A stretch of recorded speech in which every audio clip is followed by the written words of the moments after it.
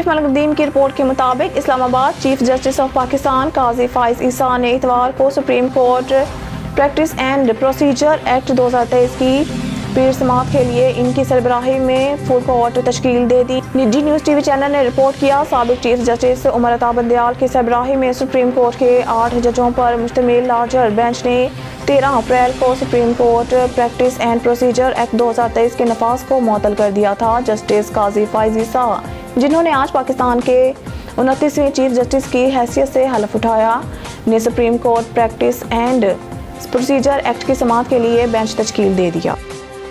Bureau chief ملک الدین کی report کے مطابق جسٹس قاضی فائز عیسیٰ نے ایک روز قبل اپنے پیشرو عمر عطا بندیال کی ریٹائرمنٹ کے بعد اتوار کو پاکستان کے 29ویں چیف جسٹس کے عہدے کا حلف اٹھایا۔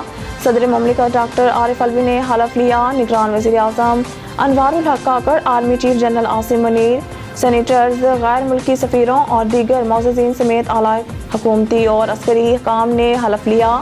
صدر اسلام آباد میں گھر ملک کے چیف جسٹس کے طور پر جسٹس عیسیٰ کی مدت ملازمت نسبتاً مختصر ہوگی، کیونکہ وہ 25 اکتوبر 2024 کو اعلیٰ عدالتی عہدے سے ریٹائرڈ ہونے والے ہیں۔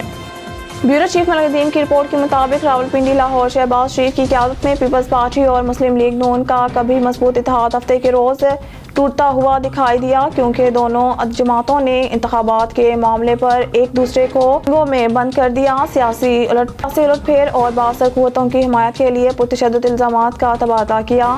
کشیدگی عروج پر پہنچ گئی، کیونکہ پی پی پی اور مسلم لیگ نون نے ایک دوسرے کے مبینہ طور پر سابقہ موقف سے پیچھے ہٹنے پر انگلیاں اٹھائیں اور اپنی اپنی پوزیشن مضبوط کرنے کے لیے اسٹیبلشمنٹ کو بے شرمی سے پیش کیا۔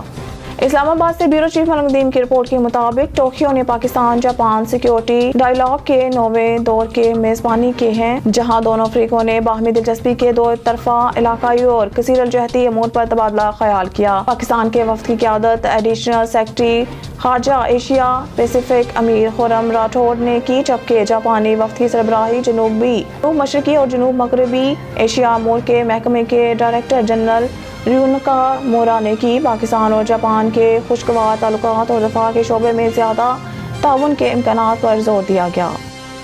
بیورو چیف ملک الدین کی رپورٹ کے مطابق لڑکیوں کی تعلیم کے لیے سرگرم ملالہ یوسفزئی نے گزشتہ روز اپنے انسٹاگرام پروفائل پر اپنے شوہر اسیر ملک کے لیے سالگرہ کی ایک میٹھی مبارکباد شیئر کی اور اپنے 2.6 ملین فالوورز کو اس خوشی کے موقع پر مطلع کیا۔ پوسٹ 5 تصویر پر مشتمل تھی، جن میں سے 3 نوجوان جوڑے کی تھی، جو مختلف قدرتی مقامات پر تصویریں کھینچی گئی تھی، ممکنہ طور پر جب وہ چھٹیوں یا سیر و تفریح پر تھے۔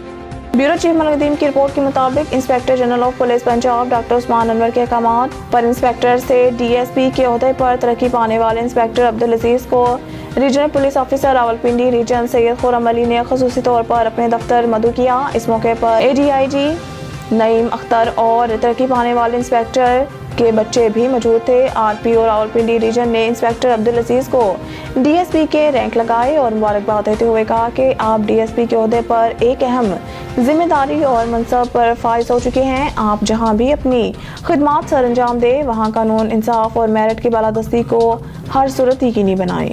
بیورو چیف ملک الدین کی رپورٹ کے مطابق عوامی مسلم لیگ کے رہنما اور پی ٹی آئی کے اتحادی شیخ رشید کو اتوار کی شام راولپنڈی میں ان کی رہائش گاہ سے گرفتار کیا گیا۔